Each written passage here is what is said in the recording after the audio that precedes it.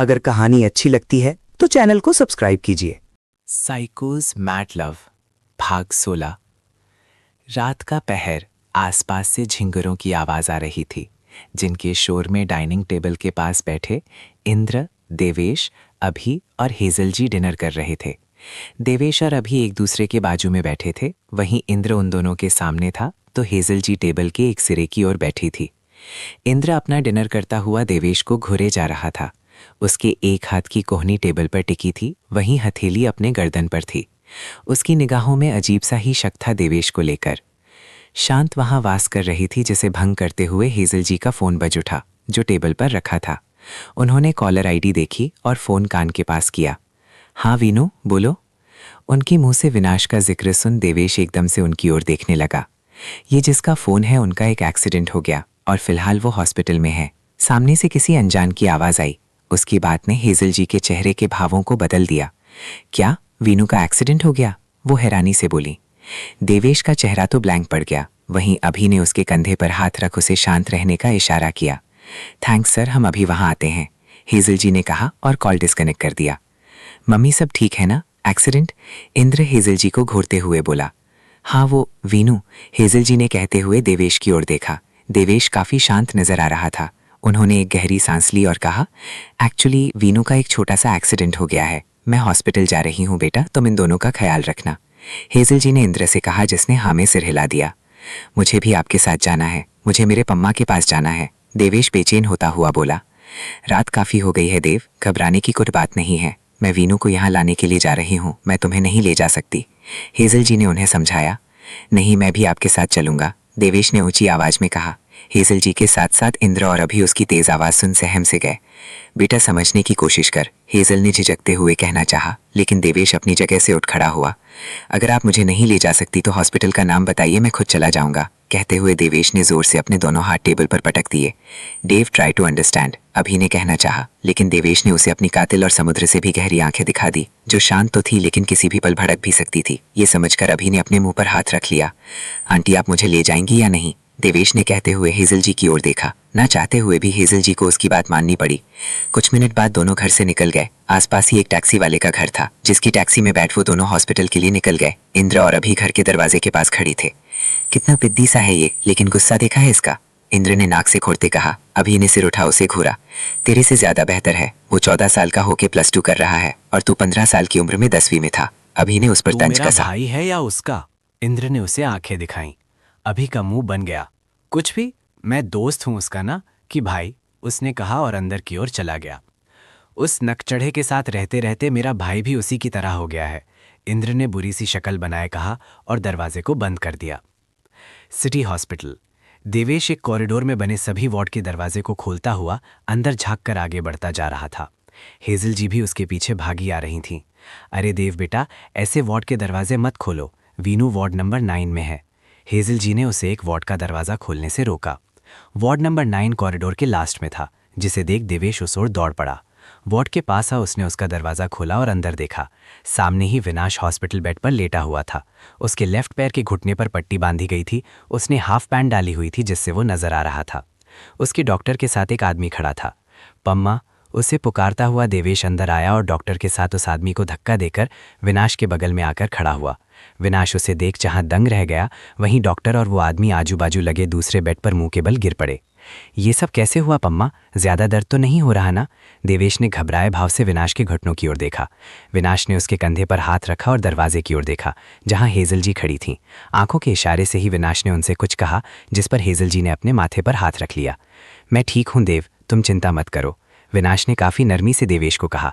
देवेश ने एकदम से सिर उठा उसकी ओर देखा। जहां से ठीक लग रहे हो आप?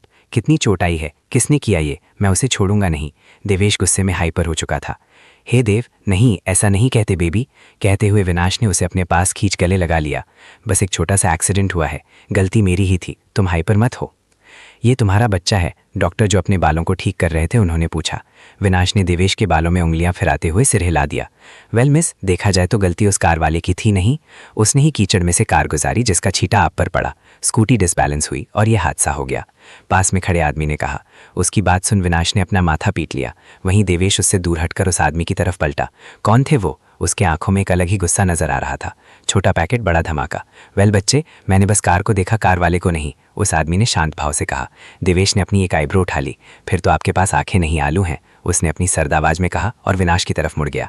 उसकी बातों से आदमी को कोई फर्क नहीं पड़ा, उल्टा उसके होठों पर एक अनकही मुस्कान तैर गई। बच्चा काफी करारा है मिस, जरा ध्यान रखिएगा इसका, आदमी ने कहा और वार्ड से बाहर चला गया। तुम्हें उनसे ऐसे बात नहीं करनी चाहिए थी, विनाश ने झूठा गुस्सा दिखाते हुए देवेश से कहा, जिसने मुंह बिचका दिया और हाथ फोल्ड किए बोला, क्यों, वो कोई वीआईपी है क्या? अरे मेरे नालायक बेटे, उसने ही मुझे यहाँ लाया है, विनाश ने कहते हुए अपना सिर पकड़ लिया। वहीं देवेश अपने एक्सप्रेशन बदल वार्ड से बाहर भाग आया। सामने उसे वो आदमी चलता हुआ नजर आया। एक्सक्यूज मी, देवेश ने उसे पुकारा और उसके पीछे दौड़ पड़ा। वो आदमी उसकी आवाज़ सुन रुककर उसकी तरफ पलटा। देवेश उसके सामने आकर रुका। क्या आप मेरी पम्मा को यहाँ लाए? उसने सवाल किया। आदमी बस देवेश को देखता हुआ मुस्कुरा दिया। थैंक्स, काश अगर आपने उस कार वाले को देखा होता तो मैं आपको शरबत भी पीने को देता। फिलहाल थैंक यू से ही काम चलाइए, देवेश ने बिना किसी भाव के कहा और वापस से वार्ड की ओर चला गया। आदमी बस उसे जाता हुआ देखता रह गया। 5 साल बाद गर्मी की कड़कती धूप चारों ओर फैली हुई थी।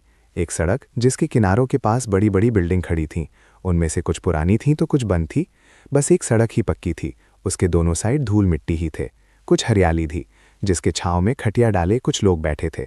खटिया पर बस एक शख्स ही बैठा था, बाकी तो बस उसके अराउंड खड़े थे। उसके सामने एक टेबल रखा हुआ था, जिसके बगल में लोगों की कतार लगी हुई थी। इस महीने का पहला हफ्ता वसूली है, तो सभी चुपचाप हफ्ता शंभू भाई के सामने टेबल पर रखते जाओ। ज़्यादा नखरा किए ना तो माई कदम शंभू भैया का दिमाग सटकेला है, वो तुम सभी को सटका देगा। एक आदमी हाथ में थाली और एक चम्मच लिए था, जिसे पीटते हुए वो बोला। एक बुजुर्ग आदमी टेबल के पास आया। उसके पास जितना भी पैसा था उसे उसने टेबल पर रख दिया। खटिए पर चश्मा लगाए बैठे शंभू ने उस बुजुर्ग आदमी का हाथ पकड़ लिया। ई का है, बस इतना ही। अपना चश्मा उतार उसने बुजुर्ग आदमी की घूरा। हमारे पास बस इतना ही था लल्ला, वो बुजुर्ग आदमी डरते हुए बोला। सुना है इसकी छोरी जवान हो गई है, उठा ले छोकरी को, उसके ठुमके देखने में बड़ा मजा आएगा, शंभू ने अपने एक आदमी से कहा। वो बुजुर्ग आदमी तो उसके पैरों में ही गिर पड़ा। ऐसन ना करो बिटवा, हम तुमरे पैर पड़ते हैं। जाओ काका जाओ, शंभू जो एक बार बोल देता है उसे करके ही रहता है, कहते हुए शंभू ने उस बुजुर्ग आदमी को लात मार दिया। बेचारे काका धूल में जा गिरे। तभी काका के पास किसी के 2 कदम आकर रुके। दूसरे ही पल किसी के मजबूत हाथों ने काका के बाजुओं को पकड़ उन्हें उठाया। बोला था शंभू तुझे अपनी हरकतों से बाज आ जा, उस अनजान शख्स ने कहते हुए काका के पीठ पर लगे धूल को झाड़ा। शंभू शख्स को घूरने लगा। तुम हमारे काम में टांग ना अड़ाओ तो बेहतर है, कहकर शंभू ने कतार में खड़े बाकियों से कहा। खड़े खड़े क्या कर रहे हो, तुमको भी अपनी बेटी बीवियां प्यारी नहीं का? जरा एक नज़र इधर भी तो डालो। किसी की आवाज़ शंभू के कानों में पड़ी। शंभू ने आवाज़ की दिशा की ओर देखा। काका के बगल में उस अनजान शख्स के साथ कोई और आकर खड़ा था, जिसने किसी लड़की को पकड़ रखा था। वो उससे छूटने के लिए प्रयत्न कर रही थी। शंभू गुस्से से तिलमिलाकर उठ खड़ा हुआ। तूने हमारी बहन को हाथ कैसे लगाया साले, छोड़ उसे। गुस्से में शंभू आगे बढ़ा ही था कि वो धड़ाम से नीचे गिर पड़ा। उसके मुंह से धूल लिपट गई। दूसरों की बहनों बीवियों पर नज़रें डालने का तो बड़ा शौक है तुझे, जब तेरी बहन पर कोई नज़र डाले तो तेरी जल क्यों जाती है? अनजान शख्स कहता हुआ अपने गले से लटक रहे आई अल्फ़ाबेट के पेंडेंट को सहलाता हुआ शंभू के सिरहाने आकर खड़ा हुआ। पाजी बोली तो इसकी बहन से अभी मुजरा करवाए क्या? लड़की को पकड़े खड़े शख्स ने कहा। वो कोई और नहीं अनस था, जो अब 20 के आसपास का हो चुका था, और उसके पाजी की तो आप जानते ही हो। शंभू के आदमी खड़े खड़े बस तमाशा देख रहे थे। ऐसा करोगे तो इस शंभू और हम में क्या फ़र्क रह जाएगा? देवेश ने कहते हुए पेंडेंट को चुम्मा दिया और शंभू को उसके शर्ट के कॉलर से पकड़े झकझोर कर उठाया। क्या लगता है वो पेंडेंट किसके नाम का है? अब आएगा इस कहानी में मज़ा। मुझे कमेंट कर ज़रूर बताना, और कहानी पसंद आती है तो चैनल को लाइक सब्सक्राइब कीजिए।